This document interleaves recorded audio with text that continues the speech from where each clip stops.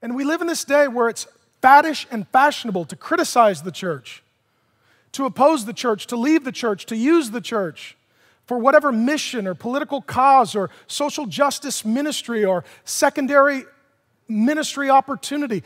Such things may not be bad, but Christ loves the church. Christ died for the church. Christ's plan for the world is the church.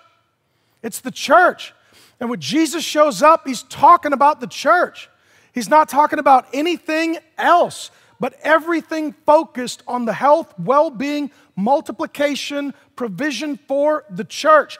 I need your heart opened up, not just for our church, but for all churches that know and love and serve Jesus. And the difference between a critic and a servant is this: they see the same problem and they respond differently.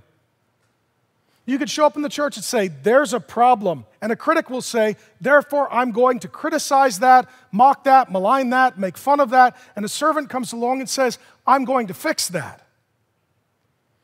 You're going to read with me in the ensuing weeks 7 churches, some of which are awesome, some of which are awful. There are horrible churches in here too. And what God is calling John to do is not to be a critic of those churches, but to be a servant of those churches. Friends, I'll be honest with you. Mars Hill has problems, starting with me and proceeding from there. Okay? But ultimately, if you have the heart of a critic, you will find some reason to oppose or reject or leave Mars Hill.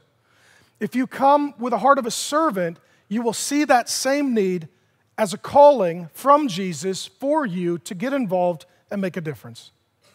And that's what families do, right? That's what families do. You don't show up and yell at your mom and cuss out your brother. Maybe you do. You have a bad family. I'm just telling you. Instead, what you do is you say, okay, well, the family's got problems. I need to serve to help this be a better family. So it is with the family of God. So it is with the family of God.